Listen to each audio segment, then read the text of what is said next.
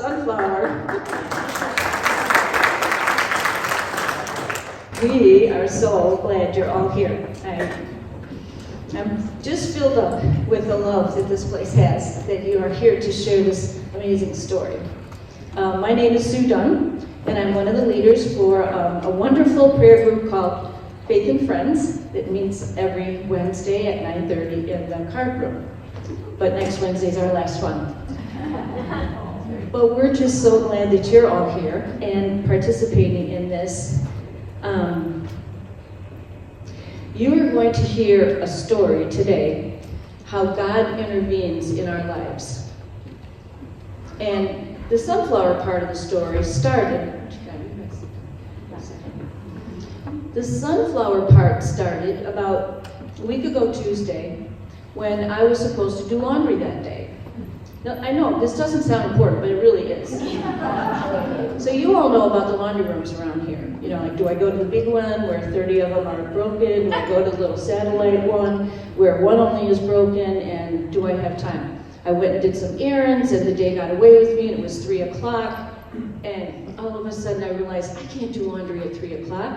And I had this weird feeling, you know, like I had to do laundry. I looked at my week and I'm like, I gotta do it today.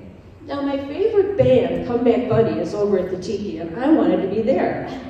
And I felt like, no, we need to go do laundry. Like, all right, so my stuff was already in my car. I drove down to the laundry room, and there was this big red truck pulling up right when I was. I'm like, dang, somebody's gonna go do laundry and take those 2 little washing machines. So I went in, and sure enough, they were all filled. And then this beautiful young woman comes in and says, I'm so sorry, those are mine, they're almost done. I'm like, you don't have to be sorry, you can use it just as much as me. And we started to chat, and she told me that they had only been here a week, and they got a spot, and, you know, obviously they're not old enough to be here, but the Sunflower allowed them to come, and so they happened to be here. They had family and friends in Arizona and needed a place close by so they could visit with them. So that was the story, and then someone came in and we were talking about something with our prayer group, and then she mentioned something about church, and I asked her what church she was going to go to, and the story began. Now granted, it was 3 o'clock. I was there till 5, just listening, and having goosebumps, and crying, and wowing for 2 hours. And then the next morning, after I heard this amazing story, I was laying in bed and I'm like, all right, Lord, why did you pick me to hear this story in the laundry room? What about that? He said, because you're an event organizer. You could throw an event together. And I'm like, in a week? He said, yup, in a week, just do it. And because from day one, we have said that God is in control of today, we knew God was in control. It happened with the help of our amazing activity office, and now you all know that it went from Saturday to Friday, back to Saturday in the ballroom, and there were some miracle workers in here at 12 o'clock that set this all up in 30 minutes. Clearly a miracle when I saw what was here at 12. So that's how we met, and that's why we're here, and I'm going to give them the mic so that, because that's who you want to hear from. So thank you all for coming.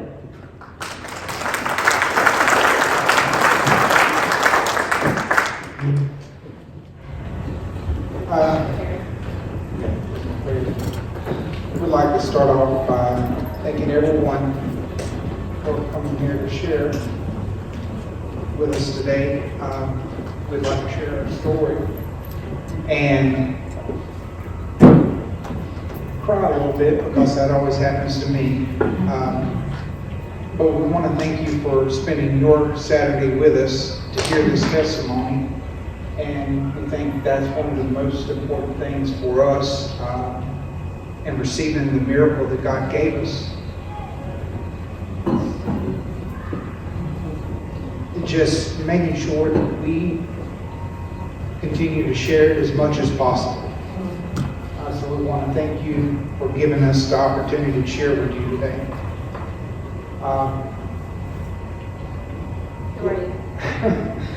Yeah. I'm Reed. This is my wife, Connie.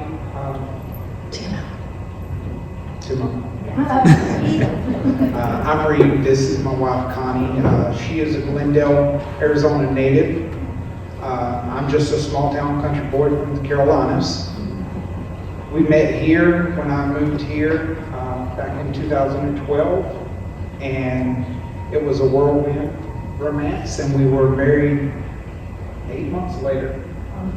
And I was a 17-year Army and Air Force veteran, and my wife has been a real estate agent here in the Valley for 16 years. And we just came together and we blended our family. We have 4 beautiful children, and you may have noticed 2 gigantic golden retrievers running around the park. They're ours also. And then I guess really the biggest thing is to get to the story. So it was Super Bowl Sunday, February 3rd of 2019. And we were sitting in our living room, and the halftime show had just started. Adam Levine was singing, performing that day, and I decided I was bored with it, I guess, and I started my own halftime show. Or so I've been told, because I actually have no memory of it.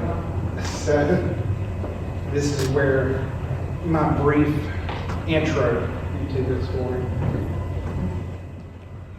So I get to be the voice you're going to hear the most. So I'm a lot louder than him. If it's bothering you, let me know. I can lower it. But my voice carries no matter. So February 3rd, 2019, Super Bowl Sunday, we had just started the halftime show, like Reed said. And as he said, we have golden retrievers, and one of them snores like a human. And I was hearing this sound that I thought was our dog snoring. And so I turned to Reed to say, "Oh my gosh, Levi's so loud," as I turned up volume. But I kept hearing this sound. And as I looked at him to be like, "Are you hearing this?" I suddenly saw something, eyes crossed, his tongue was sort of out, and I was like, "What are you doing?" I didn't understand, like, what's going on? But your brain starts to kick in and you're going, something's not right. And so I stood up and I'm like, "What are you doing?" And he stood and he clenched his fist, his eyes were still crossed, and he started doing this huffing exhale that we've been told by medical is called guppy breathing, and it's what happens when all of the air is leaving your body. And so I sat him down, dialed 911, escorted dogs outside, and screamed for neighbors who were having a Super Bowl party to come help me. And men started to hop the wall. And I never really told 911 what was going on. I just kept repeating my address and saying, my husband, my husband. So they didn't know what was going on, so they sent everybody. We had multiple ambulances, fire trucks, and cops from both fire stations in Surprise. I started seeing stuff as they worked on him that you're probably not supposed to see happen to your husband. As they were doing CPR and everybody taking turns and putting IVs in him and all of these things. I remember watching, they took a drill because his veins had completely collapsed and drilled into the front of his leg to get an IV in. They wore themselves out and it just kept happening. And then they put a vest on him that performed CPR to give them a break. What I will tell you is the movies and TV shows lie to you. CPR is not at all what it looks like on TV. It's one of the most violent sounds that I've ever heard and seen. Luckily, as they continued working on him and asking me questions, God kind of told me, you need to exit the home. I was starting to see stuff I would not unsee. And I remember just going outside and seeing a mob of people in my front yard and just saying, please pray, pray. I still didn't know what had happened to him. And finally, as I was making phone calls and had other people making phone calls telling family to meet us, because I knew he was eventually going to the hospital. They took him to Del Webb here on Grand. But prior to them taking him, I was on the phone, resting my head up against the tailgate of his truck as I was praying. And I heard commotion, and I turned to the side, and I saw the paramedics rushing him out the door on a stretcher, while another man was on top of my husband doing CPR. And I said to his best friend's wife, I just saw my husband leave the home for the last time. And they took him. I called my children to say, meet us at this hospital. Still didn't know what had happened to him. Had no clue. And a neighbor drove me to the hospital. As we arrived at the hospital in the parking lot, and I met my oldest son, who is here with us right now, actually in the back, I said to him as we were walking in, Michael, if anybody tries to take me into a room alone, don't let them. Don't let them. Please don't leave me. If they try to take me, go with me. And the reason for that, I'm going to pause from February 3rd, and I'm going to now backtrack to August 6th of 1994. I had a 2.5-year-old little girl who was at my sister's home, visiting and playing with her cousin, and was unsupervised at the time, and got in a fenced pool and drowned. And I didn't know that she was gone when police officers came to pick me up at my home and rushed me to the hospital. And when I got to that hospital, they asked me all kinds of questions, blood type and birthdays and all of the things that make you think everything's okay. And then they said, for privacy, we're going to take you in here so that you don't have to deal with everybody waiting for the doctor. And I said, okay. And that's when I learned what happens in those really small rooms. So I knew, don't let me go alone. So now we're back to February 3rd. I still have no idea what happened. They take us into the ER. We are not in a waiting room. We are literally in the emergency room. They did take us to one of those rooms, but they didn't shut the door. And they allowed my family, my friends, co-workers to just invade the halls. As I kept saying to people, please put on worship music. I need worship right now. I need to be in worship. I need to praise and worship.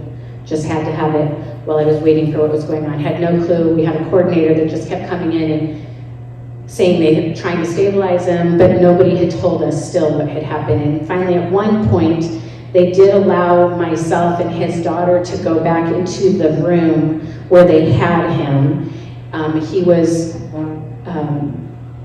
I don't believe intubated yet, but they had him completely sedated and he was not stable. And they were allowing us to go in there to be with him. And I remember looking at him as he was out and just saying, Reed, I've got this out here. I'll handle this. You rest and recover. I got this. Don't leave us. His daughter had words, and he clearly heard us. Something happened because suddenly all the sirens and alarms started going off. They had rushed us out. And what I later learned was he had gone again, and they were having to stabilize him.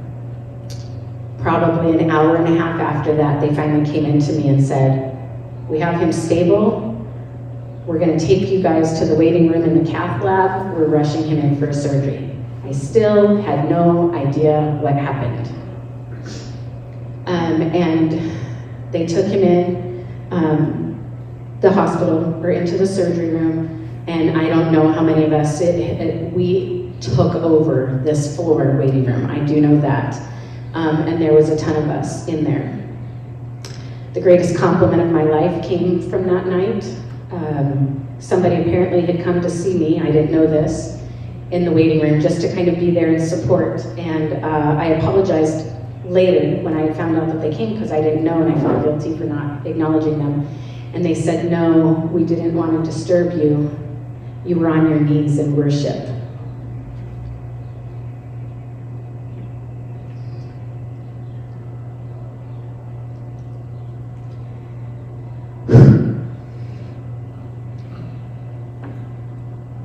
They finally came out, I don't know how long that surgery was, and said, he's in a coma.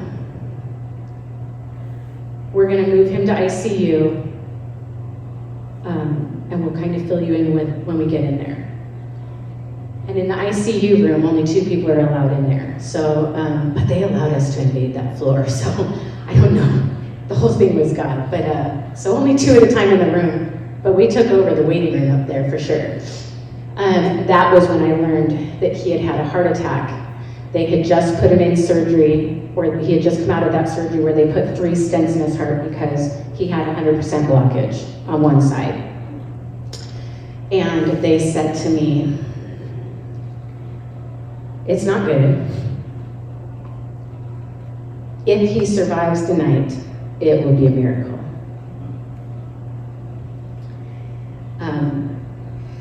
And there was absolutely a miracle taking place. What I didn't know at that time that now Reed's going to share with you is while I was in the natural dealing with all this stuff, he was having his own experience.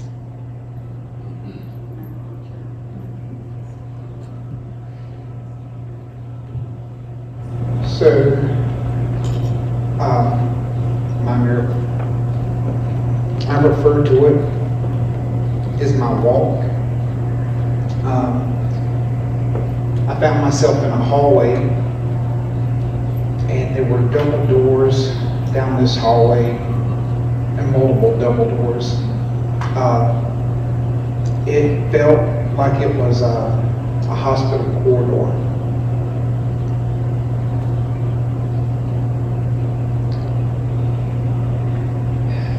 Just to my right, walking with me,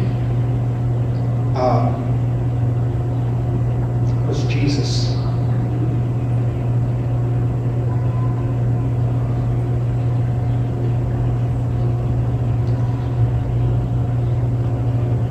He never spoke a single audible word to me. He never actually touched me, but I could feel a warmth inside of my body, like his arms were braced around me, and he would just look at me and nod and smile at me. As we continued to just simply walk down this corridor, he would reach out and just open the doors, and we would continue to walk. I noticed a bunch of doors to the left and right, and ever so often I would just look back over at him, and he would just look at me. He would smile and nod.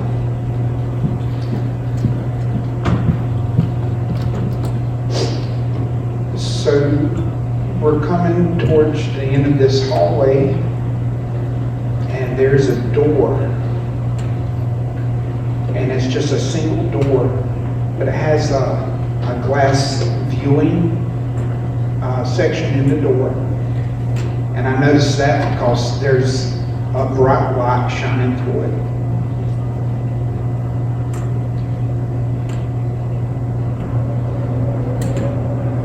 But all of a sudden, I turned, and I could see a co-worker sitting at a desk,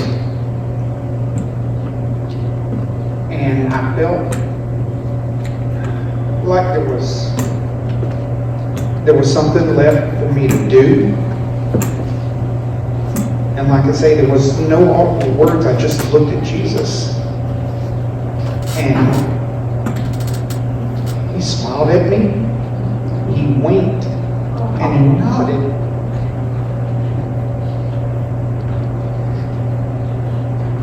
And I could still feel the warmth, like his arms were around me. And he walks through the door. And all of a sudden, I can hear all these almost frantic male voices and a lot of machinery and beeping. And that's my walk. For the past 5 years, I've prayed for more encounters like that.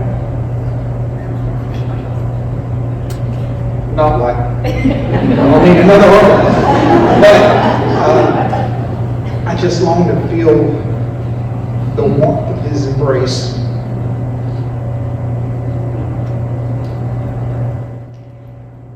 So, he survived the night.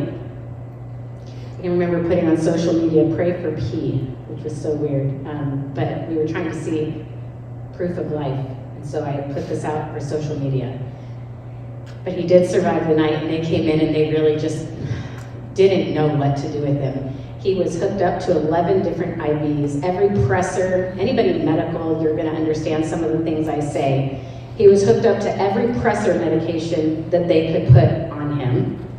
And they had also connected him after the surgery for the stents. They had put this vest on him, and what it would do is it would freeze for 30 minutes and then it would warm up for 30 minutes. And what they were doing is trying to preserve organs. They literally were just throwing everything they could possibly think of at him to get some type of life. He was completely intubated on life support, and they had put him in an induced coma. Midday, February 4th, the doctor comes in and they're like, we're gonna take him in for another surgery. This surgery is gonna be for a new device, it's brand new. Not many people are familiar with it yet, but they had it there at Del Webb. They actually had 3 of them, and it's called an Impella. And what the Impella does is it would take every other beat of the heart. So it's trying to give the heart a rest in hopes that it might recover and start beating on its own with the use of the machine, kind of like jump-starting a car. So-ish, kind of like jump-starting a car.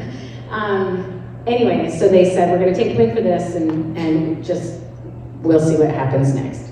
Fabulous. I'm excited because he's already made it through the night, which they said was gonna be a miracle. So, all of us go back up to the cath lab, completely take over a waiting room, and about 40 minutes into the surgery, his doctor comes out, and this is the cardiologist doctor, and he looks at me and says, Miss Barfield, and he motions for me to come. And clearly something was given away in my face. I've been told I have a horrible poker face. So there was something in my face that let him know that I was concerned, and I immediately turned to my son, because if you remember I said, if anybody tries to take me alone, don't let me go. So he said, hold on, and he exits. So I'm like, okay, and I'm waiting a couple minutes. He finally comes back, and I turn to look at my son, and he goes, no, it's okay, the doctor says, it's okay, they can all come. They can all come. This has to be good. Right? Like, he just had the surgery. He's probably awake, is what I'm thinking. And so my son, myself, and family and friends, we go following this doctor, and then he opens a door, and he brings us inside, and he shuts the door, and we're now in that room. My son and I are sitting at the table with the doctor, and the rest of the room is lined with people standing up. As the doctor grabs my hands and tells me, Mrs. Barfield, there is nothing else I can do. His heart is falling flat, it's non-responsive. It's not even responding to the machine that's supposed to help the heartbeat. He's in complete organ failure. He is technically gone. As a mother, I heard a sound come out of my own child's mouth that I cannot forget. As I turned to see him pull himself into a fetal position in the chair, and I think, I need to comfort him, but I don't have the ability. So thank God for people that just gathered around my son as I questioned everything that I was hearing, because I was only 5, almost 6 years married to this man, and I have a past, and in my past, this was my turn, and how can it be ending?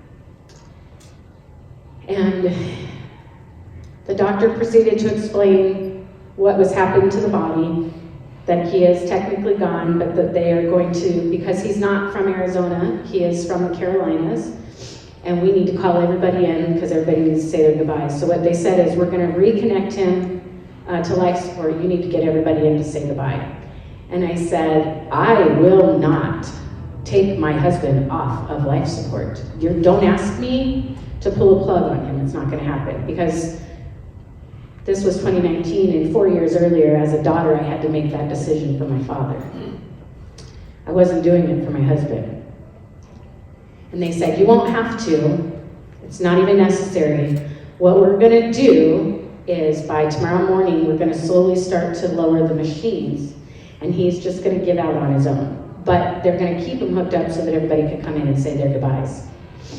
We're going to get him cleaned up and get him ready, and we'll get the room set up. And what I didn't know is that they set the room up. Now, there's only 2 people allowed in an ICU room. Now they've got the room lined with chairs. They bring in what's called a grieving cart, so you get Kleenex, you get fruit and vegetables and water and cookies. And I think that's it, but anyways. So they're just trying to make it comfortable so people can come and say their goodbyes. And that started this natural and supernatural thing for me that the Lord and I had to walk through, of my eyes and my head knowledge of what I was seeing in the spirit, knowing as long as there's breath in this man's body, I don't care if it's artificial breath, the Lord is not done yet. And I was going to contend for my husband's life. And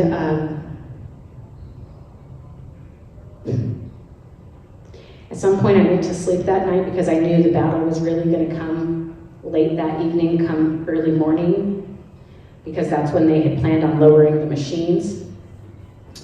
And so I fell asleep about 9:30.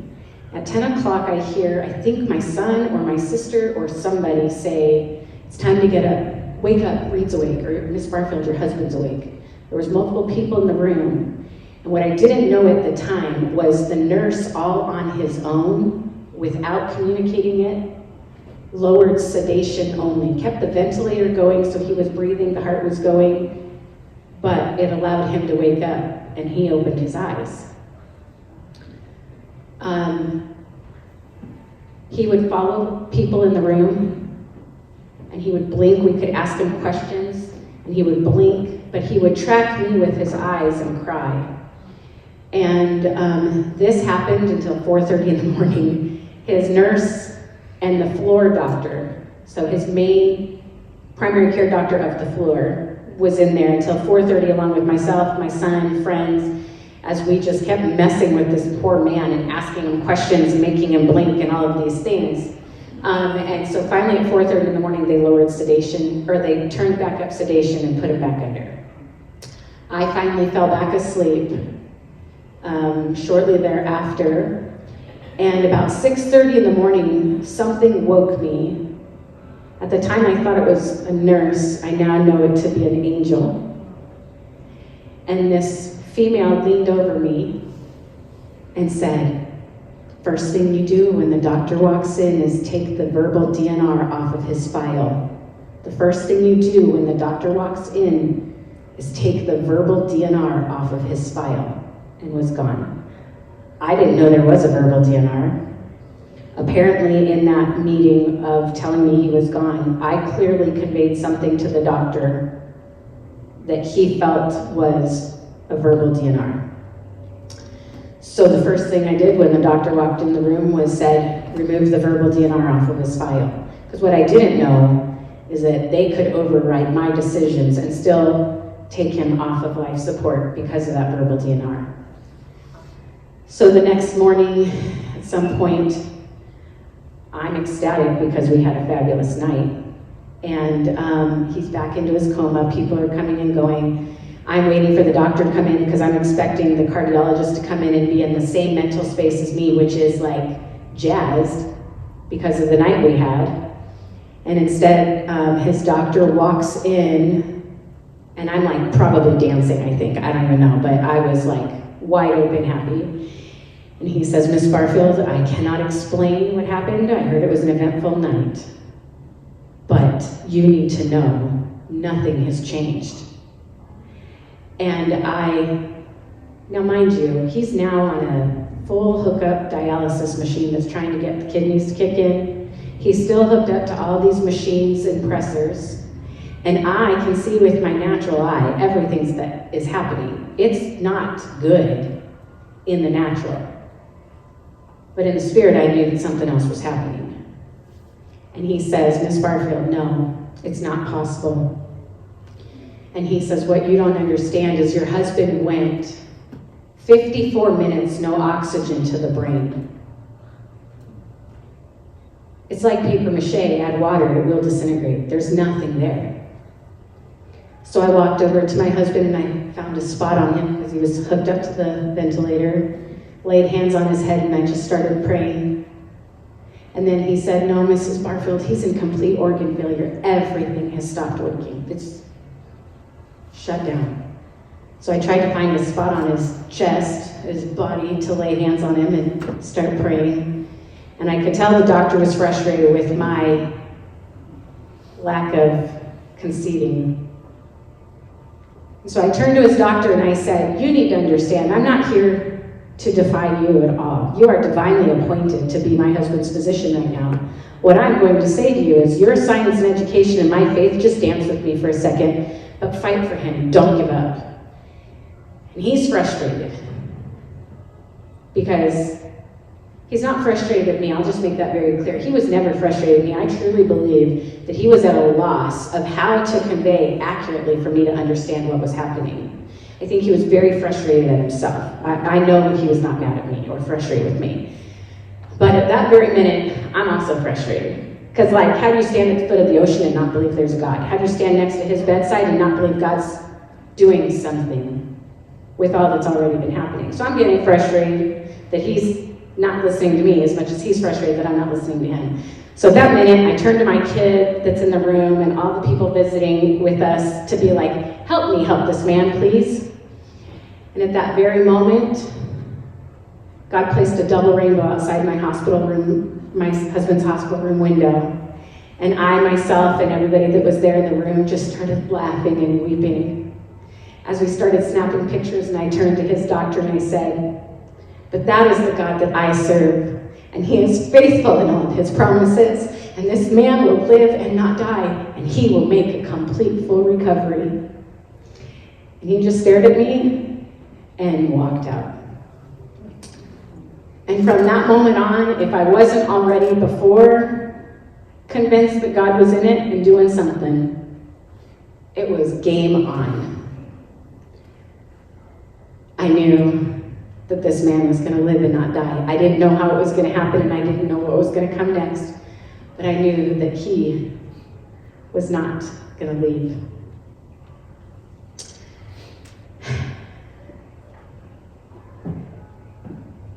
It's better when I don't have notes, but I have to stay on track. So now we're February 6th.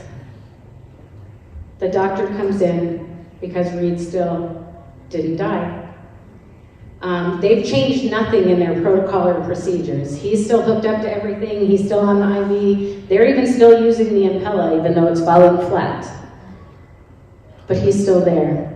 And that same doctor that declared him because, by the way, they did declare him officially. This is all in medical records as well. That same doctor comes into his hospital room February 6th, and he says, "Miss Barfield, I have no answers, but your husband is improving and it's remarkable. But I've exceeded everything that I can do. I have found another doctor willing to work on him, but he's not here. And there are no beds available there. So what you and your people need to do is pray." Done. I hit social media, Facebook to be exact, sent out an SOS and said, "Invade heaven with me and let's pray a bed opens." And within 2 hours, his doctor says, "There's a bed open. Now your next task is you need to pray that somebody is willing to fly him there because he is an absolute flight risk." Because remember, he's still hooked up to this Impella machine. It's a brand new machine in the state of Arizona. Not many people are trained on it yet. And it's what they call a 1-and-1 machine, meaning if there's a machine hooked up, there's one person that is specific to that machine, and the patient cannot look at him in other ways at all. It is all about that machine. And it's the other people that have got to do all the other things. So he's also hooked up to all these IVs and all of the things still, the kidney machine, all of the stuff.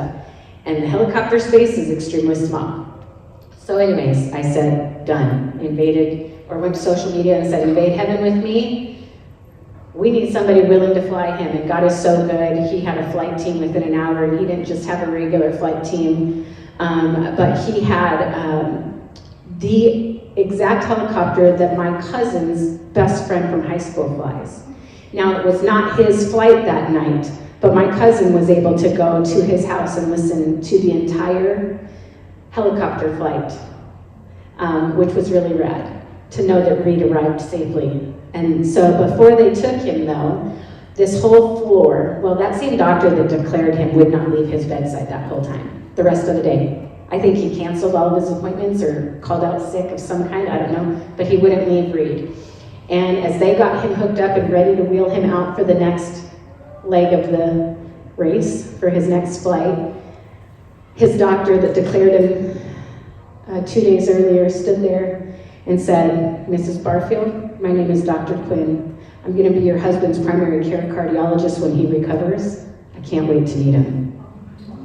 As they walked him out of that room, it was one of the cheesy Lifetime Hallmark movie situations, but really beautiful and rad at the same time. All of the medical staff that had nothing to do with his care and the ones that did all stood out there and applauded as he was getting ready to be wheeled to his helicopter. And they said to me, "Thank you for living your faith out loud. Will you please bring him back to meet us when he recovers?" And off he went for a 9-minute helicopter ride to Banner Del Webb. Banner University, thank you. When he got there that night, 10:30, as they got him all set up into his room, his doctor came in at that hospital and introduced himself to me, and so did a few other people, and they said, "This is as sick and as bad as it gets. We have no hope. But as long as he'll fight, we'll fight with him.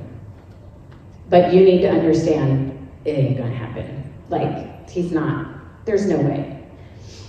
And I smiled and said, "You don't understand. God's already done so much. This man's not going to die." And they said, "Well, you also need to be aware of how sick and grave it is. He's not going to live." And I remember putting out on social media to pray, because I had just contended for this man with other physicians and all of this stuff. And I was like, and now we've got to start all over here. And I craved the simplicity of the other hospital and all of the work that I had done. The next morning, February 7th, that same doctor and his whole medical team, a team of 13 people, come walking in and introduce themselves to me as they all talk about him. And this is a kidney doctor, a pulmonologist, the heart doctor, and all of them, you name it, it's everything. Anybody and everything. And then the coordinator for all of them that come in to set everything up. And they come in, and I remember them just standing off to the side and talking about him as if he's just a body. And then after they're all done, they look at me and said, "Do you have any questions for us?" I said, "Mm-hmm. Any of you ever had your spouse or family member in long-term hospital care?" And they said, "No."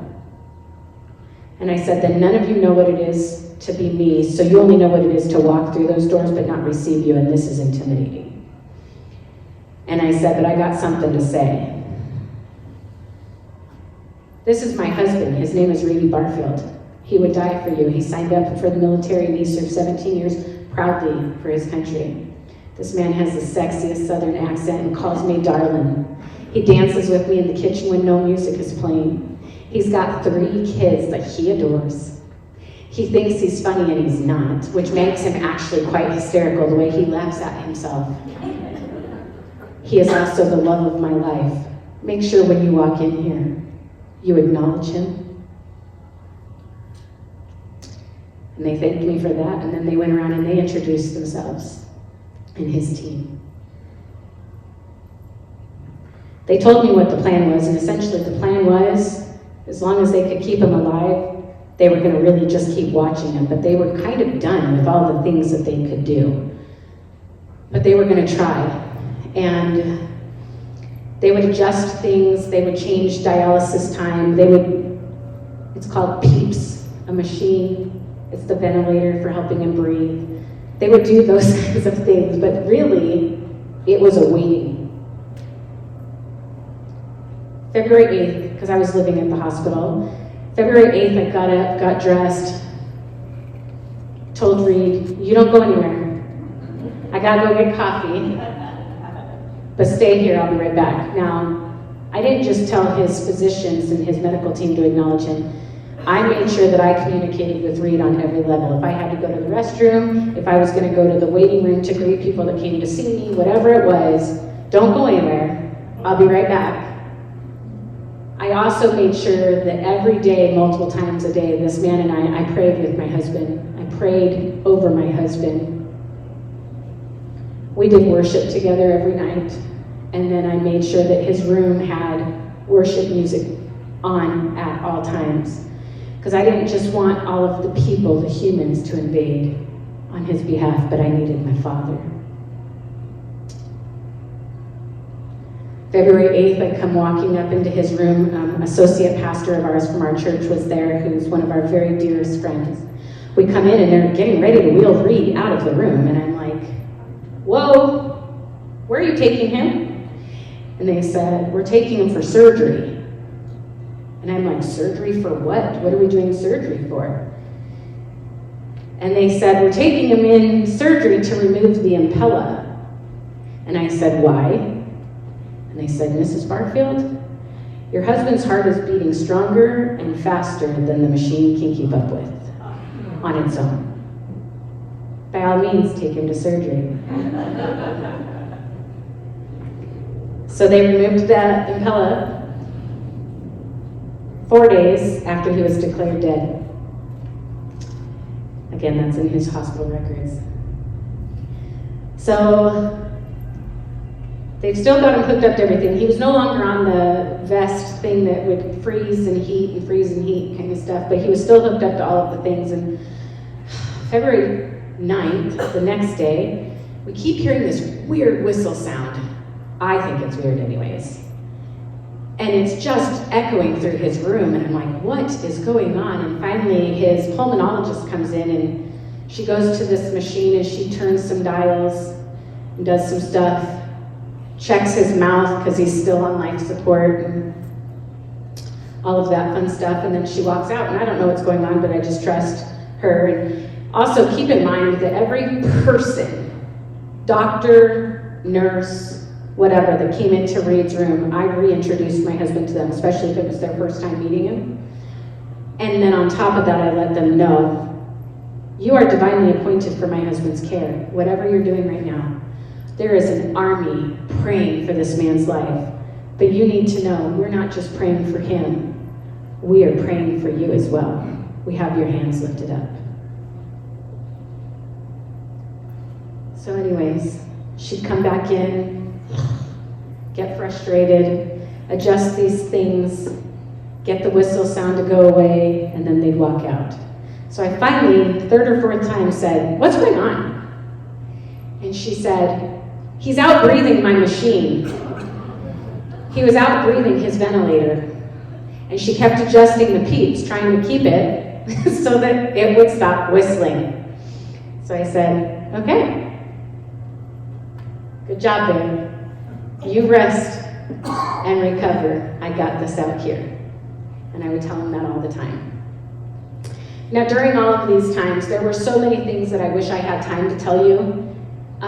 Little miraculous things that God would do with the people that he would bring into us. There are so many personal, intimate, rad things that the Lord did. People that he sent to us. Things that happened that we just don't have time for. I mean, I could sit here and talk all day, but I'm sure you guys are going to eventually get hungry and tired, so I'm not. But by February 10th, the doctor comes in and says, "We're ready to take him off life support." And I was like, "What?" Said, "It's time to wake your husband up." From February 10th to February 13th, they kept going through these routines every day where they would lower the vent, he would wake up, and they would just have to keep him calm and stable enough that he could follow instructions that they felt confident they could remove the tube. Because once you've, especially for as long as he was intubated, once you remove that, you don't want to put it back in because it does bruise and damage the throat and other things, all of the things that I don't know anything about.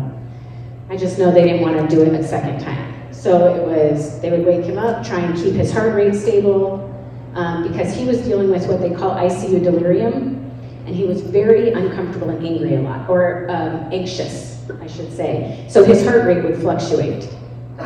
So from February 10th to February 13th, all he had to do was one simple thing, and that was give a thumbs up. The man couldn't do it. He would constantly try and pull stuff off of his face or unplug things from his body, but he could not do a thumbs up. But by February 13th, he gave his doctor a thumbs up. And on February 13th, they took him off life support. And they started to wean him off of certain things, certain medications.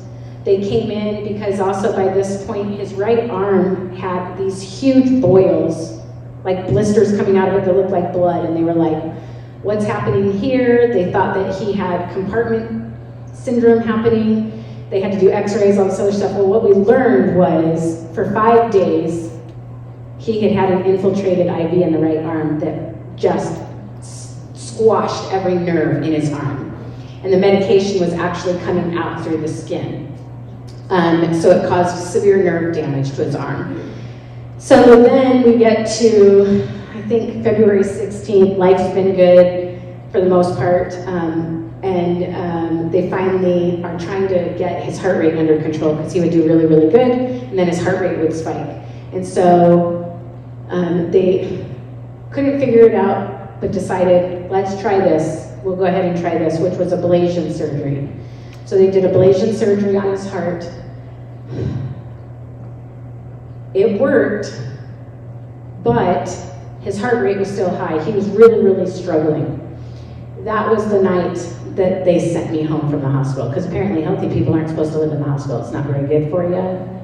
So I got sent home that night and had to let God and his team finish the work. I think there was a part of my brain that really believed if I stayed with him and stayed in prayer that somehow I was helping to control the situation of some sort.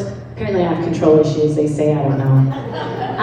And this came to a point of where it's like, now it's the fullness of it, you gotta let God do what God's gonna do. So they took him in for ablation surgery, and I wish that I could say it was all easy peasy after that, but not this man and not the enemy that was trying to take his life. There was multiple things that happened afterwards that would, rapid response calls. If you work in a hospital, you're gonna understand what that means. He had 2 rapid response calls done on him. He had other things that happened, and they would get him stable and whatever, and then we'd go on to the next thing. Now the doctors are to the point of where they are like, okay, 54 minutes, no oxygen to the brain. He's gonna have brain damage, so we need to see how bad it is. So they do CTs and MRIs and other things with contrast, without contrast. You know, if you're medical, you're going to get what I'm telling you. Because they got to see what's happening. And in complete bewilderment to all of the doctors, there is no brain damage. No brain damage at all. So they start working with him because he was laying down for so long. We're about February 21st now, and they decide, let's try and get the man up and walk. That's when they notice that he's got what they call a toe drop in the right leg. I should backtrack. The way they found out that there's no brain damage was because he had paralyzation in his right arm and because he has toe drop in the right foot, they suspect a stroke happened. And that's why they did the contrast MRIs and CAT scan, or contrast MRI. Anyways, with that was when they learned there's no brain damage. Well, what they learned then was it was infiltrated IV. And the reason that he's got toe drop is he does have nerve damage that connects to that front main toe. And what that was from is the surgeries, the 2 surgeries they did it through the groin, the same location. Well, that caused a huge hematoma. He was not up moving around. He was 10 days in a coma and all that stuff. And so the nurses and doctors would come in and literally climb on top of him and grind with their fist, trying to break up that hematoma, which is a blood clot, because you don't want that to spread through a body. Which he also, in what I call true Reed fashion, his stunt of the day, or of this time frame, he had a pulmonary embolism, he had a blood clot in his side, or in his neck. There was all kinds of fun with him. Anyways, they finally get him up.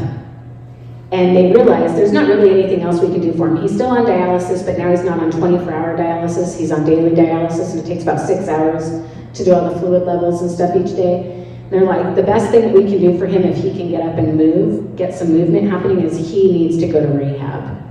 And that is the goal of what's happening with him for that moment on. And I think it took a whole week.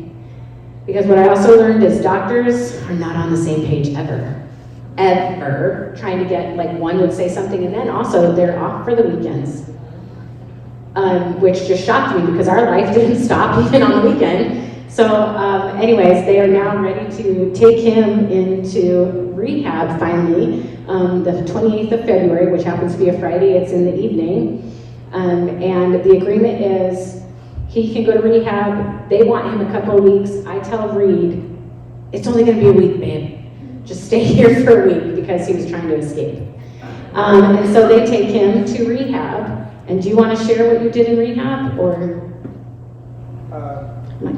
So in rehab, a lot of what they had me doing, I had to learn to walk all over again. And evidently, you don't start off on your hands and knees like a baby. So there was learning to walk, learning to start using my arm again, because basically I could move my shoulder, but I had nothing. I could twitch my fingers a little bit, and not all of them, some of them. But the whole thing about doing it, occupational therapy, physical therapy, and there's a couple other names. Speech therapy. They were checking my cognitive skills. Which I'll just tell you, we were in the room, his sister and I, while they were doing all these like mental tests to see if like how well the brain was. I remember him being asked a question for one of these, and his sister and I were like, oh, he messed up. They're not gonna let him out. He passed, we failed. I was like, what? But anyways, yes. And then for me, Yusuf, he's the one that did the physical therapy with me with walking. And everything from a brace that they put on my foot and leg that would keep my toes from dragging as I kind of walk, because I'd stumble a lot. But he worked with me. I loved him. He was good. And he would just take me, he could tell I didn't like just walking around the floor, and he took me outside. The feel of the sun on your skin reminded me of that embrace from Jesus. And he kept trying to slow me down because I was trying to move faster than my legs were going to let me. So there was all that physical therapy that I was going through. So after 34 days in the hospital, just before our 6th wedding anniversary, he got to walk out of the hospital on his own and come home. But she wouldn't let me drive. No, I would not let him drive. You know, he was no longer doing dialysis daily. They had gotten it to where they had stabilized the kidneys enough. He was at 24, and it's not a percentage, it's just a function. He was at 24 for his kidneys, so he was on medication that they had.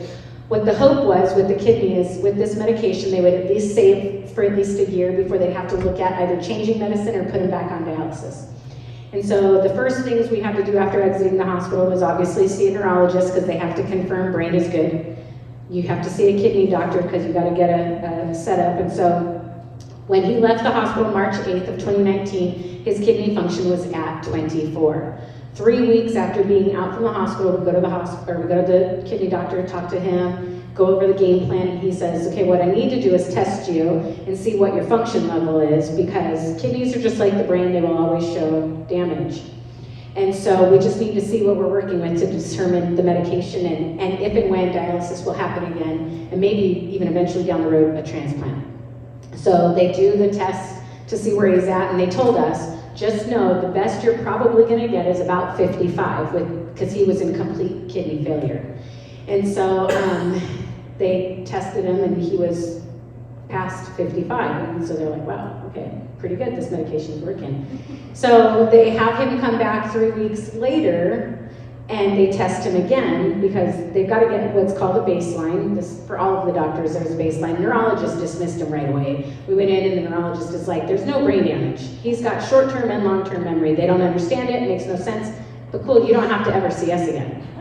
So neurology released him right away. The kidney doctor has him come back 3 weeks later. This is in the middle of April, actually closer to the end of April. They test him again, and it is now in like the 80s, I think. And the kidney doctor totally doesn't understand this, and he's like, makes no sense to me. I don't think I'm gonna need to see you again, but just out of curiosity, would you be willing to let me do another test in 3 weeks just to see where you're at? Because you're actually going in the opposite direction than what you should for what happened to you. So he said, yeah, we'll do that. So he went back for the third test, and I scored 103. I got there. so the kidney doctor released him, and he's not had to go back for his kidney failure because there's no evidence that he had kidney failure. And in fact, so just to speed this up and get towards where we are now, they had told him, because he had the paralyzed arm and all this other stuff, nerve damage, the way it works is you can average about an inch of healing for every month, and whatever you don't have by a year, you're probably not going to get back.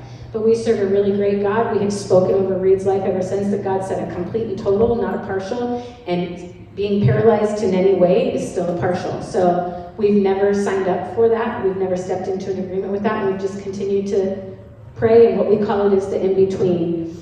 And that's where we live right now. And the in-between is from the day, you have the day that we pray the prayer, whatever it is that we request, and the day that you walk into the final answer, the completion of it. That's the in-between, and beautiful things happen in the in-between. And so we live in the in-between. And in the 5 years since his heart attack, he has continued to shock every single one of them, including to the first week that we arrived here in Arizona. He realized that the palm of his hand, he could feel the dog's fur. And so God's still moving and still doing stuff as he continues to heal the rest of the body. But before we got to Arizona, we were in Alabama for 21 months. The Lord had brought us there, and it was because many reasons. But while there, the cardiologist there for the VA decided that they wanted to do a case study on Reed because they just don't understand it. And so they have multiple cardiologists and the head instructor at UAB doing a case study, and they even reached out to his cardiologist here because they're like, how is this possible? And his doctor here said, yeah, he's a miracle. But doctors don't like to use that word, it's gotta make sense. And so, anyways, his doctor who declared him was not a believer before. He is absolutely a believer now. Anyways, so they decided to do a case study on Reed. And just before we left Alabama, actually in October, the cardiologist calls as they've gone over his case history, his medical records, all of the things that happened 5 years ago up until now. And he says to him, Mr. Barfield, I got no understanding of this at all. And he's like, but I gotta tell you something.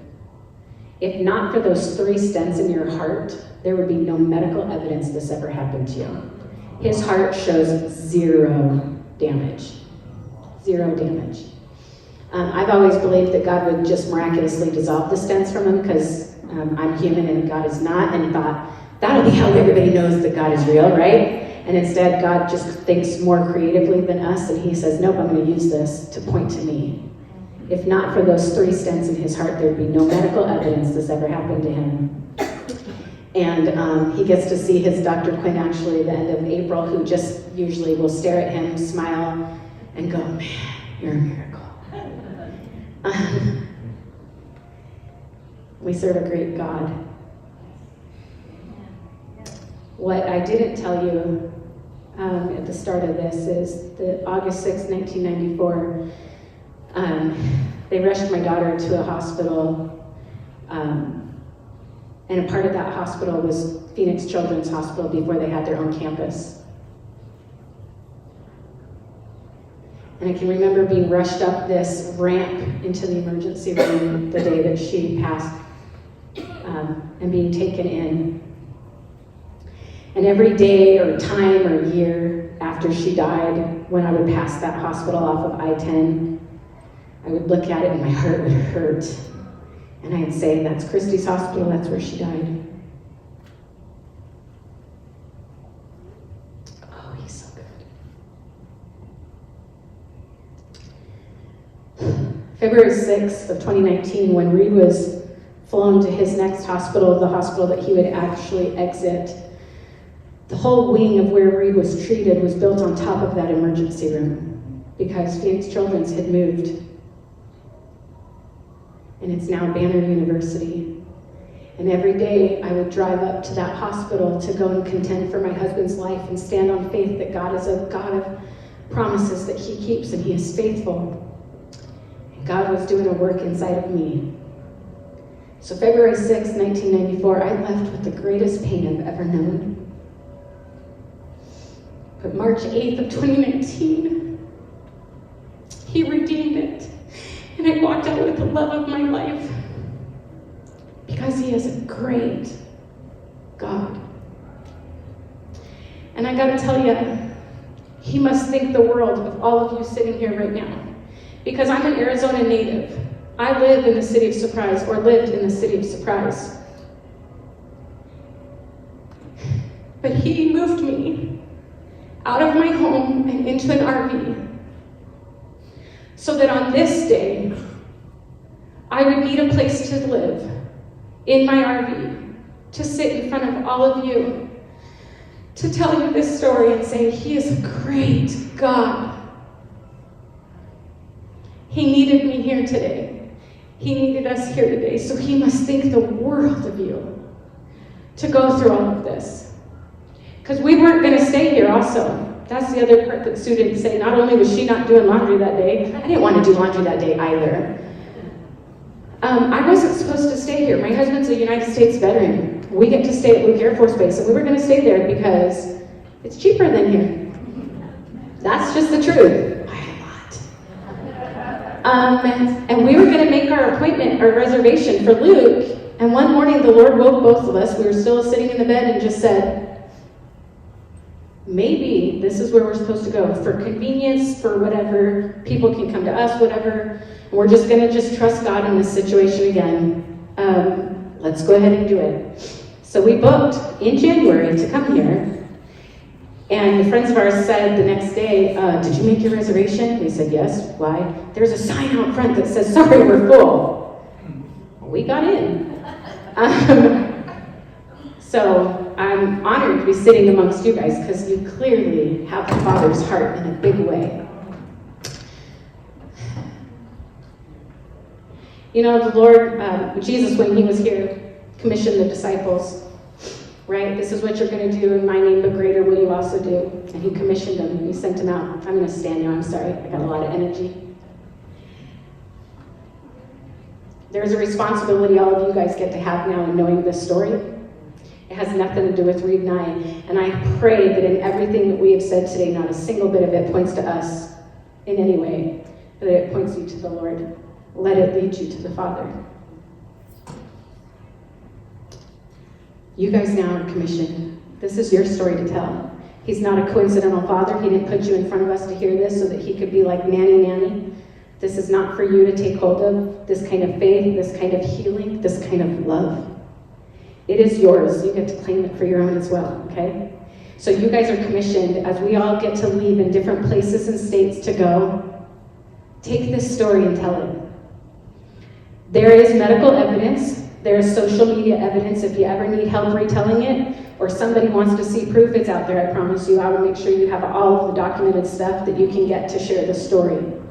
But take it, because those of us that believe and know that there is a God, our responsibility is to link arms. We get to link arms and become an impenetrable force of faith. This is what makes the believers shine in the darkness. This is what sets us apart from the world. And when the world gets ugly and scary, we get to be the one that says, come here, I got something to tell you. And they'll see it, they'll recognize it on our faces, they'll see a glow or whatever it is. Crazy 48-year-old woman standing up in front of all of you telling this exciting story, I don't know. But it's ours. We get to claim it and take it and go out into all the world. And so if I could, before I have Sue come back up to close us, if you guys would just allow me to pray over you really quick, it would be my honor and my privilege. Oh, Lord, you are a great God. And Lord, as you brought it back to telling this story and reminded us of all of the great things you did in that time, Lord, I pray that the impact of it is just as much today as it was then, and that this lit light never dims, Lord. Let it never dim, but Lord, that it would always point to you. And Father, I pray that you would just prepare the way of every heart that has been in this room, that has heard this story, Father God. I come against any doubt or negative thought that might encroach in their minds from the enemy, saying this is not of you, Lord. And I just pray an abundant belief that the faith that I have, Father God, would just blanket these people, Lord.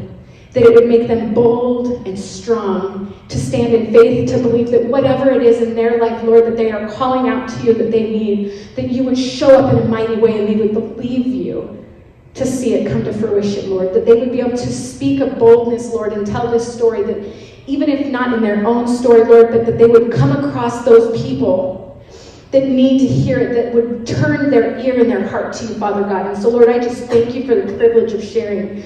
I thank you for what you have done. I thank you for what you are doing and going to do, that you are not done yet, Lord God. And we know that you are up to something because you brought us all together today. And I just thank you for that, Father God.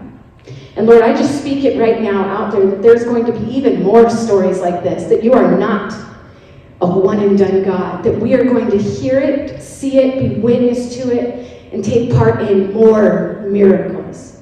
That you do still raise the dead to life, that you still heal the wounded and brokenhearted, and that you will captivate souls with just knowing how good you are.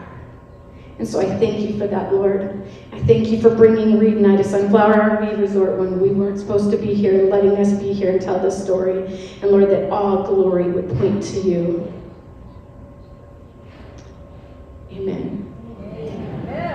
Thank you. I want to pray for you in closing prayer. What a privilege it is, God, to be in this room with these two people who have gone through an amazing thing in their life, as we've all heard today. It's a privilege because they're giving you the glory. And we're able to hear a story that is all about you and all about faith. And it's all about a miracle, but faith that we can all have, we can all experience. This faith is not reserved for Connie and Reed and the people in that hospital that saved his life. With your help, you saved his life. We can all have that faith about our lives in the future for whatever we face, and we will all be facing difficult things regardless of the outcome. God is faithful. So Lord, continue to lift them up, continue to support them, give them the finances they need, give them the places to live, give them the places to talk. Open up the doors wide, Lord, wide and wide and wide, because we want to hear this story over and over again, in a book, in a movie, whatever. And we here can say, we saw him in person. So thank you for that gift that you've given to us, and bless these two beautiful people and their journey. And it will be a journey that will continue. In Jesus' name I pray. Amen.